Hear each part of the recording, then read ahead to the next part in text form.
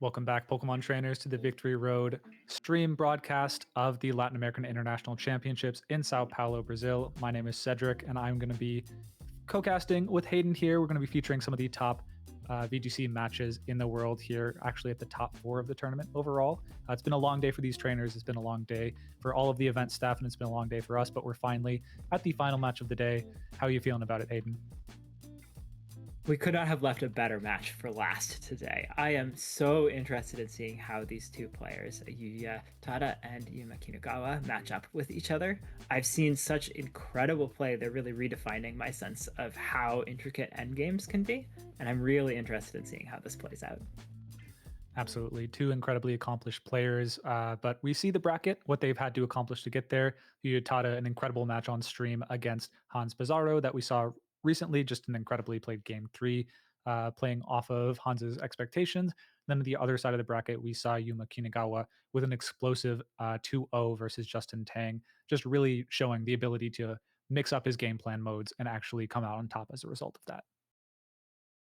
Yeah, both players have established not just a powerful team, but a powerful amount of diversity with the strategies that they choose to pursue in each given game. And I think it's going to be really interesting to see them pushing each other to their limit, trying to find weak points in different teams as they explore this matchup. Yeah, absolutely. And just for reference, both of these players are Japanese players. They compete in the Japanese circuit. So top 4 at this tournament has already secured them an invite to the World Championship, which is really important just because of the difficulty of the Japanese circuit in making it through consistently. So both of them have that burden off their shoulders and are able to play unencumbered, just trying to fight for the title or at least their spot in the finals. So Japan will be making it to the finals, but I think neither of these players are necessarily so happy to just let their fellow countrymen be the one in finals. They're trying to win it here. Absolutely. What a wonderful opportunity for these two players to know that they'll make it into the World Championships, having secured a little more representation for Japan in that tournament, and then also to be able to play against each other to see who has the opportunity to play Juan Salerno in the finals of this tournament. As we take a look over at the player cams and see these two players excited and ready to jump into a game. Absolutely. On the screen right now, we have Yuya Tada featuring this Rain team with the Trick Room element, featuring Pelipper, Archaludon, Blood Moon, Ursaluna, Farigiraf, Sinistcha, and Incineroar. A couple of really interesting pieces that might be relevant in this matchup. Yuya's going to be facing down a manual Sun team, so it might be hard to leverage the Pelipper to its full potential, and that Archaludon might have trouble getting off consistent Electro shots. But that Incineroar with the Fire Terrestrialization on the Flare Blitz, if Yuya is able to incentivize setting up Sun from the opponent's side, that might be an opportunity to then punish it and do a lot of Fire-type damage of his own. I think this Sinistcha is also a really interesting pick. We've seen Yuya use it in a lot of really interesting ways to secure specific endgames. It has a really useful terrestrialization for handling Fire-type damage. It's got Machagacha, which is a really nice attack into the Blood Moon Ursaluna on the other side. So a pretty deep roster of interesting tools from Yuya that might make the matchup a little bit different than you might normally expect for Drizzle teams versus a manual Sun team, which is normally a pretty tough matchup. Yeah, usually these Drizzle teams are a little bit faster. They'll often have a Basculegion on there to make sure that you're controlling the speed tiers. And we actually see a rejected, probably just, you'd a little bit focused there. You'd focus, trying not to, let friendliness, I guess. He's focused. All right, we go into Yuma Kinugawa with the incredibly offensive Whimsicott, Hisuian, Typhlosion, Incineroar, Blood Moon, Ursaluna, Farigiraf, and the Flamigo.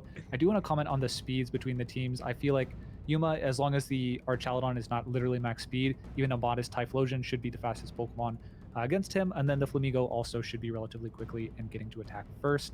The Flamigo, or rather the Ursaluna, going to be really critical in Trick Room just because even if in most situations, an Incineroar has a defensive terrestrialization available to it, Yuya's is actually the Terrifier, as you mentioned, which will be a boon in that it's able to really leverage the Sun and push that damage on the Flare Blitz even higher. It does make it very susceptible to getting knocked out by an Earth Power. But yeah, Yuya definitely extremely locked in here against Kinugawa, and you can definitely understand why. Kinugawa, the reigning Japanese national champion, Yuya definitely holds him in high regard, absolutely going to take as much time in team preview to gain an advantage and finally, be able to overcome not only this top 4 hurdle, but also overcome the best player in Japan last year. Yeah, really big match for Yuya Tada to be able to establish himself as a dominant force in Japan. But Yuma definitely has a ton of tools that is going to make that really difficult. As we see that Whimsicott coming out, making it tough for Rain to be an option. And Yuya is going to lead with some of the pieces that we were talking about, that Incineroar and the Sinistcha, both with a fire terrestrialization. Neither of which are necessarily delighted, I think, to face down this Ursaluna. There's a lot of damage pressure coming out from Yuma's side. Yeah, thankfully you have Fake Out Pressure active this turn. Of course, if the Ferrograph is present on the back on Yuma Kinugawa's side, you can switch that in, and with the Armor Tail ability will block the priority Fake Out and allow the Ursaluna to attack unencumbered. You might be playing a little bit. You could just Earth Power the Incineroar, but you can also most likely knock out the Sinistcha when hit with a Terrestrialization to the normal type and a Blood Moon, but we're not going to see any switches, just a Protect from the Ursaluna, playing pretty defensively this turn, as we see Moonblast come out from the Whimsicott into the Incineroar. Just a little bit of chip damage into that Incineroar as some attacks fire off into that Ursaluna. I believe that might be a Machagacha. Oh no, that's a attack from the Incineroar and then a Trick Room from that Sinistcha. So a really safe Trick Room setup here, and the option to switch it. Normally Trick Room's super risky because Encore could fire off into the Sinistcha, but if that's a Farigiraf that Yuya's switching in, that's going to really block that strategy from Yuma's side. Yeah, and if Yuma's not prepared for that, and there's no normal terrestrialization coming out from the Ursaluna Blood Moon, a Machagacha will do super effective damage, and Ursaluna not really known for its special defense. It has heaps and heaps of stats in pretty much everything except for special defense and speed.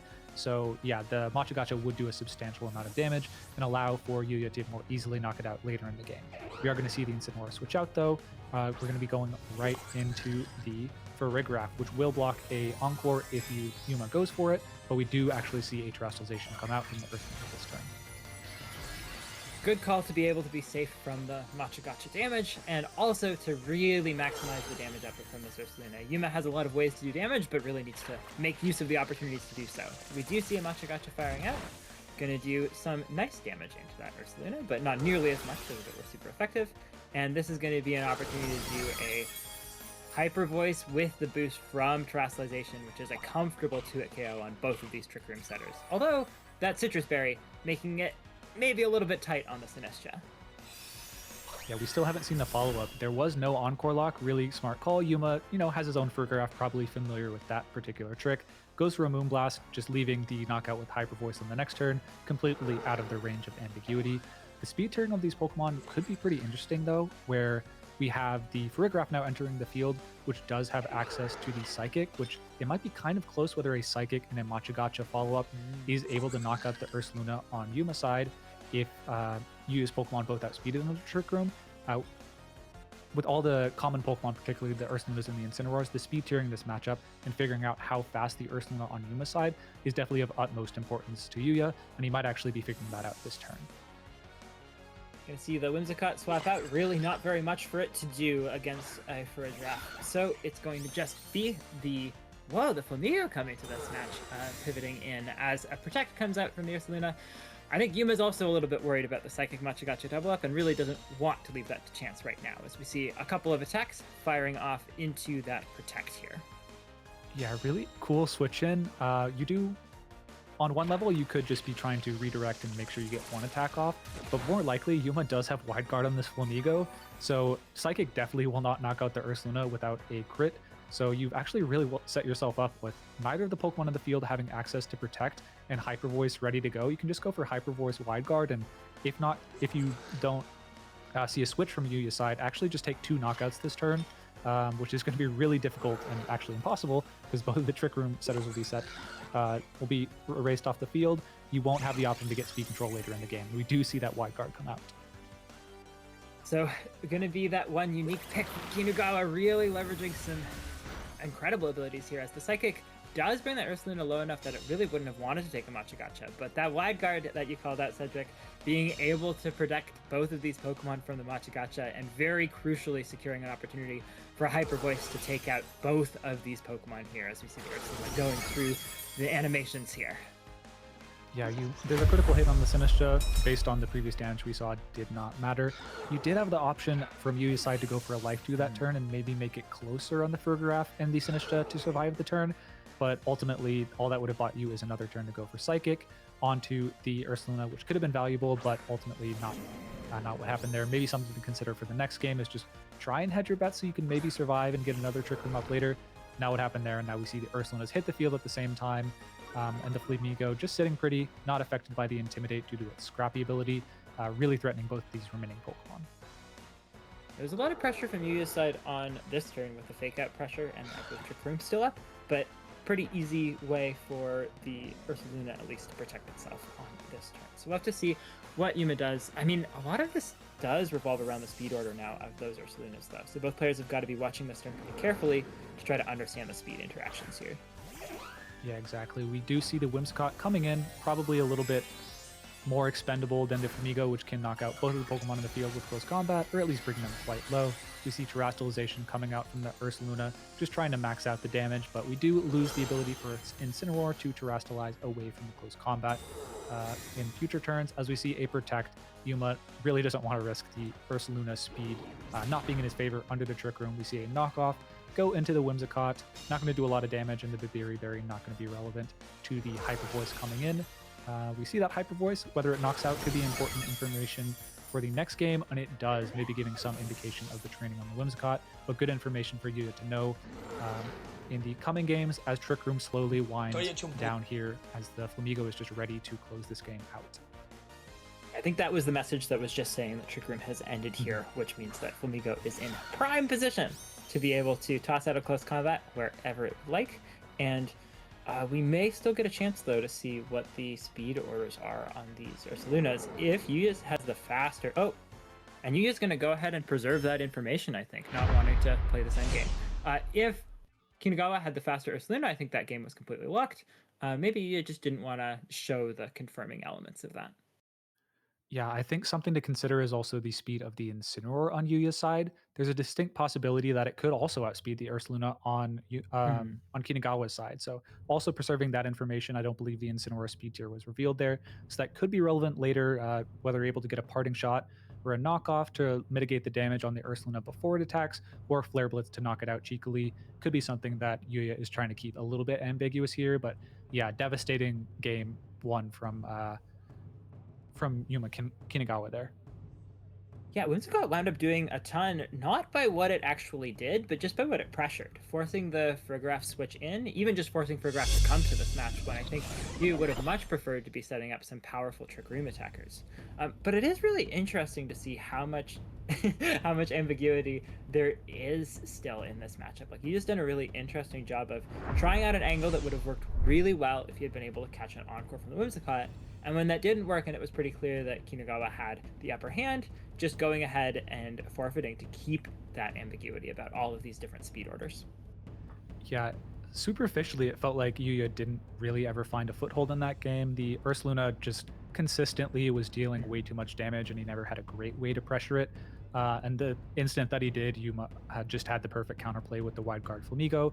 You wouldn't really expect that to... You'd expect offensively it just to be really well suited to handle the Incineroar, Ursaluna, and the Archaludon on this team, but wide guard definitely an unexpected boon for Yuma Kinugawa, just to be able to completely stuff what offensive angle that Yuya was trying to target into the Ursaluna. So definitely back to the drawing board and how better to deal with the Ursaluna on Yuma's side, but really critically doesn't know yet which of the two is faster. At this point, he might have some suspicions based off of how he's trained the Pokemon and also the faster or prankster Tailwind on Yuma's team. However, you of course have your own Tailwind, so your Ursaluna might be trained to be a little bit faster. It's really still uncertain, but Yuya might just have to hedge their bets and make a call on who is faster and try and build a game plan around that, down one game in this top four. Well, one really interesting factor, we did get to see the Sinistcha and Ursaluna ordering. We don't know how Yuya's Pokemon are trained in terms of speed relative to each other, but it could be that Yuya knows a little bit more information than we, the viewers, do. If that Ursaluna happens to be like a little bit slower than the Sinistcha, then Yuya already knows what the speed order is and can sort of preserve that information advantage. Of course, we don't know. Perhaps the Sinistcha is just a completely different speed, and in that case, everything is quite ambiguous still. Yeah, exactly. We do see a lead. We're going to see a Whimsicott Ursaluna Blood Moon come out once again as we see a repeat of the Incineroar and Sinistcha. So nothing new learned. Yeah, we're just going to have to see whether there's a major adjustment. You can still fake out the Ursaluna relatively safely, but that's only if you expect Farigiraf has not come. If Yuma has adapted extremely hard to this lead in particular and wants to counter the fake out, which we have seen him capable of doing in previous matches, we could just see a fake out stuffed into the Armor Tail for Farigiraf switch in as Earth Power knocks out the Incineroar. Definitely could be a high impact turn, or could just as easily be a relatively slow paced fake out protect turn as we saw in the first game. And it looks like that Whimsicott is swapping out. If this is a Farigiraf and Yuya locks the fake out, that's going to be huge. But it's just going to be the Incineroar hopping in. Maybe a little bit of a adrenaline rush for Yuya there, but just a pretty standard switch here, pivoting in a Pokemon that's pretty strong. As we also see a Terastallization firing off right away. Going to be same as last time, just going for a lot of damage from this Ursaluna pretty early on in the game. Yeah, we see the Terra Normal has the potential, if it's able to attack, to KO both Pokemon on the field. Oh, and it is the faster Incineroar, which we commented on in the previous game. That preserved information could be critical in this game. Maybe Yuma was just expecting, if no fake out comes out, I get a free KO here. But also critically, Yuya covered for the Farigiraf coming in there with the parting shot, so something on his mind for sure. We're going to see the Ursaluna of his own come in on that Pokemon slot. We're going to see the normal type move come out. It's going to be a Blood Moon, but the parting shot might have put it out of range. Yes, perfect for the Sinistcha to survive this turn on 30 HP. Definitely would have been in range if not for the parting shot. Just showing the value that, Yuya did lose that game 1, but might have just lost the game on the spot, or lost game 2 on the spot if he had not preserved the information of the speed on the Incineroar. Yeah, I really love that parting shot being able to fire off before the Ursaluna. And now there's this option, because we can see the Farigiraf in the back.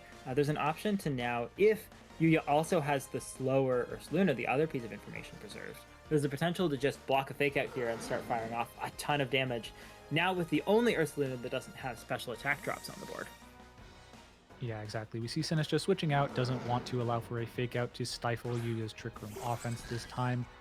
Could be a Blood Moon into the Incineroar with a Terastallization, which would take a knockout, but it is just an Earth Power to take that KO without having to burn the resource of the one-time usage per 2 turns. Blood Moon could have covered the Flamigo coming in on the ground move, but Yuma does not make that call, as we see a Hyper Voice coming out from the Ursaluna. Does a lot of damage, even in spite of the drop on the special attack, but critically not enough damage so that the Ursaluna would be in range of 1 or 2 more Life Orb ticks. We are going to see the full brunt of this Ursaluna's Force and Trick Room. And critically, we do finally know the speed order of the Ursalunas. Unless it is a speed tie, Yuya is the slower of the Ursalunas, so is a little bit better prepared for this Trick Room. Yuya is better prepared for the Trick Room than Yuma Kinugawa is. And now we can see exactly why Yuya forfeited in the previous round, not wanting to confirm these 2 pieces of information that have been very crucial to the first 2 turns of this game, having the slower Ursaluna and a Incineroar faster than the other Ursaluna. Having that speed sandwich has been so critical for this very Trick Room-centric game plan that Yuya's been executing. As we now see that Flamigo that was so impactful from the previous game hitting the field with its Focus Sash intact, that might make things a touch more tricky for Yuya in this 3rd turn of Trick Room. Yeah, we see a really quick double target lock into the Flamigo with the Blood Moon and the Psychic. Doesn't want to go for the Hyper Voice, even with Terra Normal. Hyper Voice probably knocking out the Ursaluna Blood Moon on Kinugawa's side. Just doesn't want to take that risk, but that does expose Yuya to a Protect from the Flamigo on Yuma's side. We do see the Detect from the Flamigo. We see Yuya reeling. Tournament run might have just ended right there. At least it's a big setback, because we see the double up into the Flamigo. We're going to see what Yuma, as Yuma sees it, we see the double up cold as ice, as the game is not over in Yuma's mind. Gotta still make use of this. We're going to see a normal type move come out, and what is it going to be? It's going to be the Blood Moon. Doesn't opt for the Hyper Voice. Takes the knockout on the Farigiraf cleanly, and now priority, definitely an option in the future. Can go for Encore locks later on with the Whimsicott.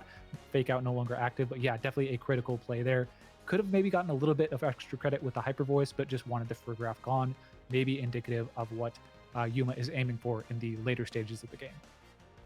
One thing that this opens up, though, the Rage Powder on the Sinistcha means that Flamigo will no longer be able to take out a KO on this Ursaluna. So the Ursaluna might have some safe targeting into the opposing Ursaluna. If it can time the Blood Moon right around Protects, there's the option to just redirect any attacks from that Flamigo. The downside is I think this is the last turn of Trick Room, or pretty close. And so being able to time that effectively is going to be a bit tricky. Yeah, it's definitely I tricky. believe we have one more turn of...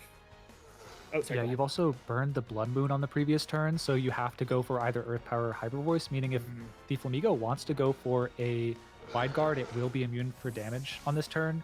Even having just used Detect, you can use Wide Guard after Detect without it failing. You could knock out the Ursaluna with an Earth Power if you target it into that slot, but of course you have the Whimsicott in the back, which is going to be fairly easily able to take that not super effective attack. When we see the Blood Moon does go for Protect as the Encore Whimsicott comes on the field, Farigiraf not knocked out, that Pokemon's not going to be able to attack next turn if Yuma decides he doesn't want it to. Life Dew, at least getting something out of the turn, healing up the Sinistcha, but again locking into a status move that does not do damage, just one step closer for this Whimsicott to locking down this game for Yuma Kinugawa, as the close combat Flamigo is just really well primed to start ripping through the normal type or dark type Pokemon on the Ursaluna slot. Yuma is so good at these just absolutely lethal switch ends. Getting into this Flamigo Whimsicott mode at the right time with an Encore Pressure threatened, I should say, onto this Ursaluna is so huge, and it's forcing Yuya to just waste the end of this Trick Room by pivoting and adjusting here. And there's just nothing left to take close combats, as you mentioned, as this Whimsicott is buying exactly the amount of time that this Flamigo needs to be able to just put out a ton of pressure. Yeah, we see the Intimidate, of course, failing against the Scrappy. Some damage control, though, going for Rage Powder on the Sinistcha, making sure that you're at worst locked into a move that might be kind of useful. Instead of just the Life Dew, which has no priority, going to be hard to get those off and get a lot of value of those. Out of Trick Room, we see Close Combat does not knock out the Sinistcha, so you can go for another Rage Powder on the subsequent turn. But of course, the Whimsicott should be able to clean you up with a Moonblast and attack before the Flamigo does, and allow the Close Combat to redirect into the Flamigo or into the Incineroar slot. You do have Fake Out active on this turn, which will be effective into both of the Pokemon. There's no Ghost Terra, there's no Covert Cloak, so you can just go for a Fake Out into both slots and maybe buy a turn for the Sinistcha to get something going. But it'd be a pretty major slip up or opening for Yuma to allow the Sinistcha to get this Trick Room up. So yeah, really something that you might just have to hope for here. You're going to see the Whimsicott pivot out. It's kind of done its job with the Encores it's done so far. It's going to pivot back into that Ursaluna, which Yuma now knows is faster than the other Ursaluna. So a really good time to bring it out, as Yuya is nearly forced to switch out that Sinistcha. Really wants to preserve that for later. And Flamigo going for that Detect again, just making sure that its Focus Sash stays intact. It really needs to be firing off close combats for the highest possible value, and it's happy to waste this turn of Fake Out pressure from Yuya's side. Yeah, really interesting. Although it definitely would have been pretty unlikely for Yuya to get the Trick Room up. Yuma did allow that opportunity by switching and detecting, so yeah, maybe an indication. Sinistcha was Encored. Oh, yes, exactly. Yeah, so Yuma just trying to lock this down, protect the Flamigo. You know that you have the speed advantage for the rest of the battle, so you can just go for, you have to attack it twice through the Focus Sash, so that means you're getting 2 close combats off in this battle, which as long as you don't let the Focus Sash go down to the Fake Out, should be relatively consistent to get to. Yeah, just really impeccable gameplay from Kinugawa here. There is an interesting angle here from Yuya with the Terra Fire option preserved on this Incineroar. If it can survive this close combat because it's no longer weak to fighting, if it could somehow get a KO with this Flare Blitz on the Ursaluna, that would be huge. I think it's pretty tough, but we're gonna see that damage roll come out. If this is a KO, that completely turns the match on its head, but it's not close. Yuya really needed a critical hit there. And with that, I think this normal type attack from the Ursaluna, it almost doesn't matter which one it is, but it's the Blood Moon going to be able to finish off this Ursaluna. And I think that's going to finish things up, where Kinugawa is going to be able to seal up this game now with the Flamigo finishing off the Incineroar and the Ursaluna finishing off this low HP. Oh, yeah, this low HP Sinistcha. Because of the Flare Blitz recoil, that Incineroar is, even with the Hospitality boost, I don't think going to be out of range from another close combat. It might be close. Yeah, you do just also have the option to close combat the Sinistcha, make sure that knockout goes out, no Trick Room goes up, and just with all the single target it's really only single target damage that the Incineroar can threaten. So just through virtue of having more Pokemon, you should be able to knock out the low HP Incineroar. But that is it. We see Yuma Kinugawa convert into that Flamigo Whimsicott mode once again in this top 4 match, making it to the finals of the Latin American International Champion, besting Yuya Tada in a very fun 2-0 set. Yeah, just incredible competitors, the both of them. Both of them have made it to the top cut of international championships before, but I believe the first finals appearance for Yuma Kinugawa at an international championship, despite actually being the Japanese national champion. So definitely familiar to these final stages in general. Yeah, really exciting to see Kinugawa getting a chance to compete at this international finals. Such a unique and interesting team. Flamigo and Whimsicott with like such unique choices even on those teams, like the Faint choice on Flamigo, the Babiri Berry on Whimsicott. I just think that team is so cool, and you can see the grins on these two players' faces as they discuss what was a really exciting and interesting match. Yeah, I think although the endgame looked relatively secure, I do feel like both of these players have been immaculate at securing really solid endgames, but the mid-game plays and the reads are ultimately what decide the matches between the two of them. And that's really what happened. Like it felt like the early game, Yuya was doing an excellent job of controlling the pace of the game, the reveal of the faster Incineroar, and the slower Ursaluna, critical pieces of information that he hid in the first game, ended up allowing for a really strong Trick Room setup for him. However, just made one slight targeting misstep into the detect from the Flamigo, and everything came cascading down from there. So just overall incredible play from both players, but really it came down to one really precise read to bring Yuma back into the game, and then a series of really strong positional plays to convert that to a 2-0 victory. In the previous top 4 set, we discussed how incredible it was for Juan Salerno and Teotihuacan Maso to be leveraging these teams that they were really familiar with and sort of knowing all of the ins and outs. Kinugawa was trying a completely different strategy here, using like unique and interesting and powerful picks, and then leveraging the fact that opponents were going to be a little bit off kilter against them. Flamigo reduced so much damage here by going for the wide guard in game 1 and the detect after demanding targeting in game 2. That was just really tough for Yuya Tada to be able to adjust to. And I think that was just at its best an exceptional way to leverage a non-traditional Pokemon coming this far in the tournament. Yeah, absolutely. The finals is really just going to be a battle of one of the most conventional teams in the format against something that is debuting truly at this event. So, I mean, Juan is definitely going to have time to prepare overnight and get a little bit more familiar. But yeah, it's going to be an exciting finals at the Latin American International Championships to see what these two players cook up for each other. Just that's one of the kind of interesting things about these finals matches is that you have so much time to prepare, so that unfamiliarity that might be an issue in the Swiss or the top cut regions of the portion end up becoming a lot less influential. But I think just given the caliber of Yuma Kinugawa's play, I don't think that's going to be a huge detriment. He has truly shown mastery of this team, and even against opponents that seem to be on balance and not off balance by the surprises, has been able to convert to incredible wins. So going to be an exciting finals between the Argentinian Juan Salerno representing Latin America versus Yuma Kinugawa, the Japanese national champion from the previous year. Yeah, I think as you were mentioning earlier, Cedric, these are both regions that we don't get to see as often on official English-speaking streams. And so I'm really excited that we get to showcase one of the best players in Japan and one of the best players from Latin America being able to go toe-to-toe with regions that have very different distinctive styles. I think it's just going to be so interesting to see them go face-to-face. I couldn't be more excited for finals. Absolutely. It's going to be a delight. And this was such an international top cut. I believe in the top 8, we had 6 or 7 different nations represented. There was 2 Japan, so I believe that would actually be 7 overall. But yeah, just an incredible showing between all the countries able to represent themselves well. Just their top representatives came to this tournament and were able to convert into the top cut bracket. A lot of the times, or at least some of the times in these tournaments, we can just have a team building group between a certain nation just actually break through, figure out the meta, and dominate the tournament. That hasn't actually been the case, which might be a credit to just the longer running format of Regulation H. Now through our second iteration, there's not a lot left to surprise people with, unless you're, of course, Yuma Kinugawa. But yeah, it seems like a lot of people just stuck to their guns, figured out what they were good with, and just played their hearts out to make it into this top 8 across all regions. And yeah, just truly one of my favorite internationals I've watched. Yeah, absolutely. A wonderful shout out of just how much diverse and exceptional team building from throughout the world has collided at this, I believe, final tournament of this regulation, with still so many new surprises, even with how established the tournament is. It's going to be so great.